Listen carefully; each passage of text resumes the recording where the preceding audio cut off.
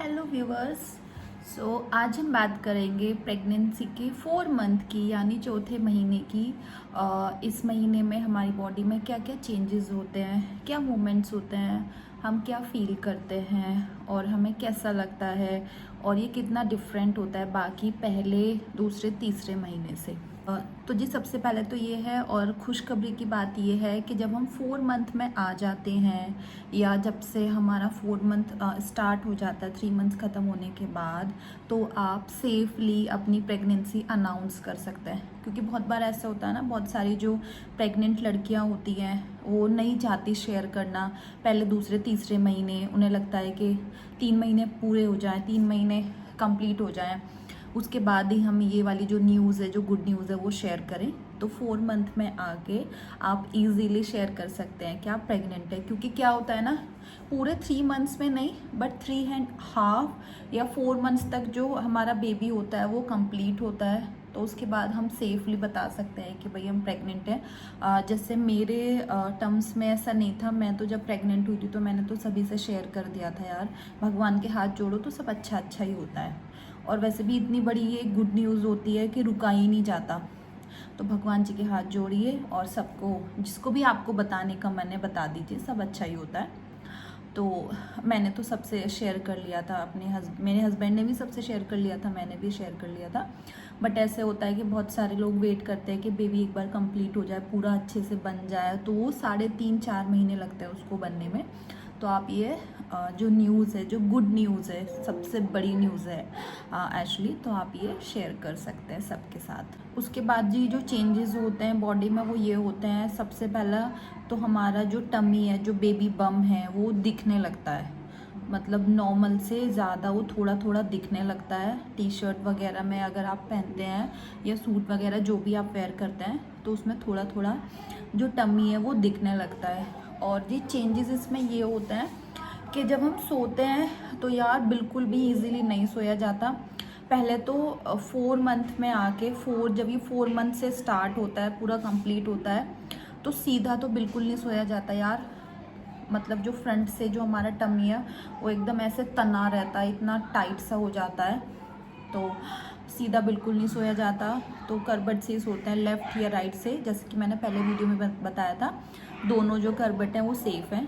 तो या तो लेफ्ट से सोना पड़ता है या राइट से सोना पड़ता है, सीधा सोया ही नहीं जाता। और सीधा सोना भी नहीं चाहिए, कहते हैं बेबी के लिए सही नहीं होता, वो ऐसे खिंचाव सा बना रहता है।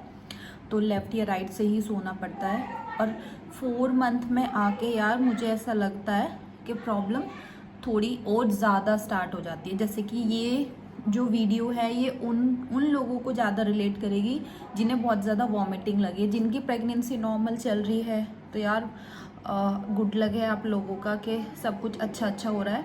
मेरे साथ ऐसा नहीं है, मेरे को पूरे 4 महीने हो चुके हैं बट मेरी ना अभी वॉमिटिंग बंद नहीं हुई है।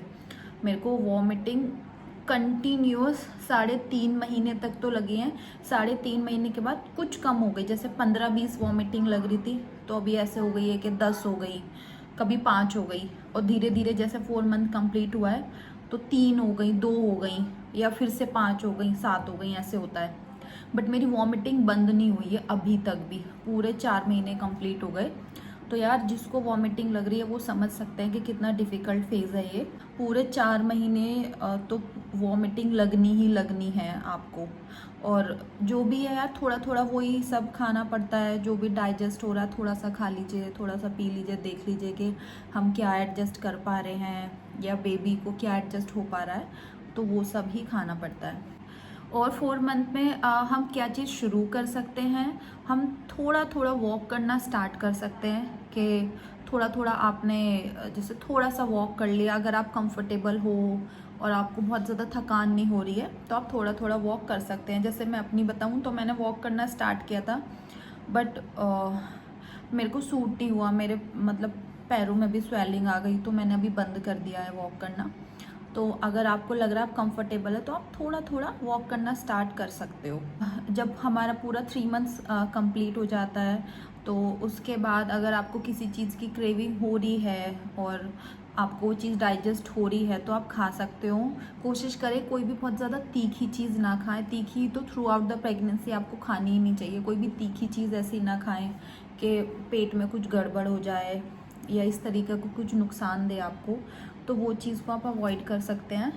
और चौथे महीने में क्या होता है, मतलब मुझे तो ऐसा होने लगा कि थोड़ा थोड़ा सा ना मेरे को सांस सा चढ़ जाता है। मतलब कि जैसे कि मैं यहाँ से, और जो मेरा घर है दूसरी तीसरी गली में, तो वहाँ तक पैदल जाती हूँ तो मेरे को ना सांस सा चढ़ने लग गया। अब जैसे मैंने थोड़ा थोड़ा वॉक स्टार्ट किया तो मुझे सांस सा चढ़ने लग गया है।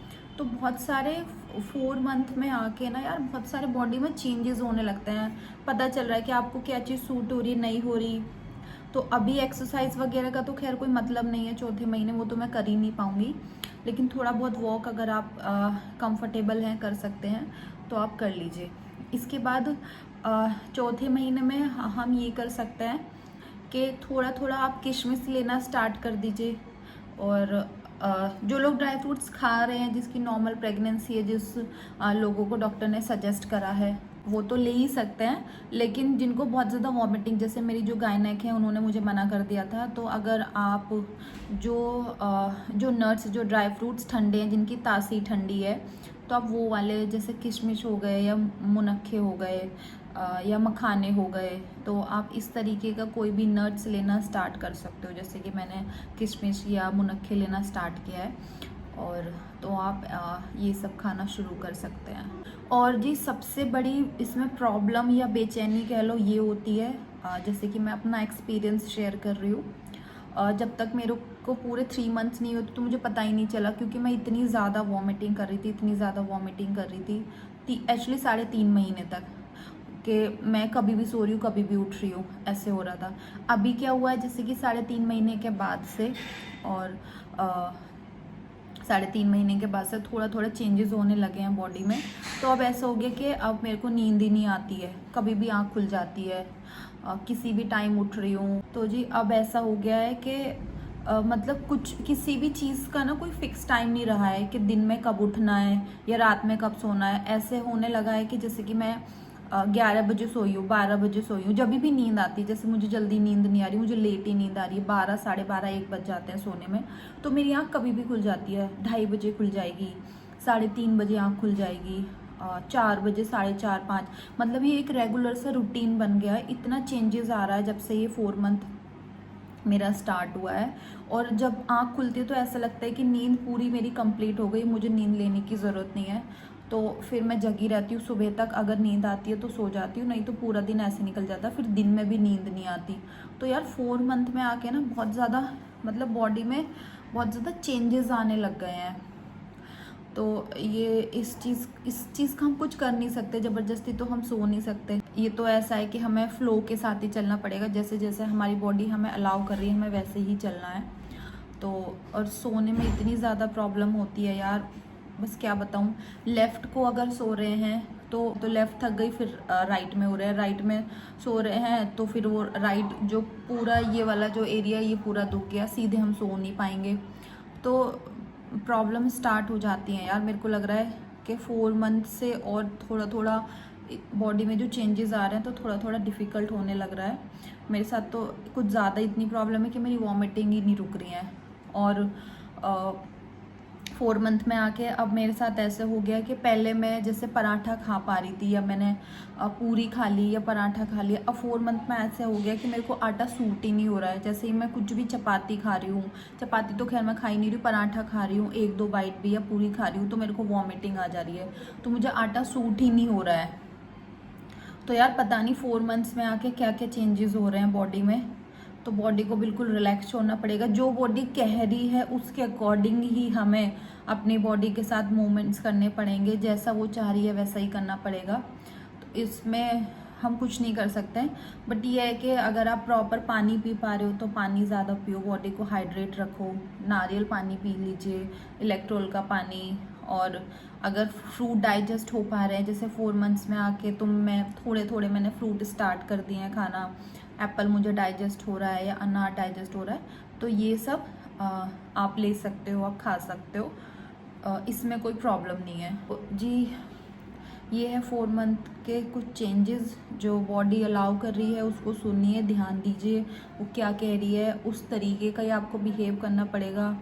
और अगर आपको थकान ज़्यादा हो रही है या आपको लग रहा है वॉक नहीं कर पा रहे हो, तो आप मैक्सिमम टाइम रेस्ट कीजिए, जैसे कि मैं कर रही हूँ। मैं ऑल द टाइम बस रेस्ट ही करती रहती हूँ, लेटी रहती हूँ। कुछ खाने का मन हुआ जो मुझे डाइजेस्ट हो रहा है वो मैं खा लेती हूँ, अदरवाइज़ मैं मैक्सिमम टाइम रेस्ट ही कर रही हूँ। तो आप लोग भी कोशिश कीजिए, आप भी रेस्ट कीजिए। अगर कंफर्टेबल है किसी चीज़ को करने में तो आप वो कर सकते हैं, अदरवाइज़ प्रेगनेंसी टाइम में या रेस्ट ही करना चाहिए। ये थे 4 मंथ के चेंजेस। तो कुछ चीज़ों का ध्यान रखिए और सेफली रहिए। आप अपना ध्यान रखिए, बेबी का ध्यान रखिए। रोज़ाना उठ के भगवान के हाथ जोड़िए कि आप प्रेग्नेंट हैं, कितनी अच्छी बात है ये। और आपका बच्चा भी अच्छे से रहे, आप भी अच्छे से रहें। और रेस्ट कीजिए मैक्सिमम टाइम और बॉडी को हाइड्रेट रखिए। तो मिलते हैं नेक्स्ट वीडियो में। बाय।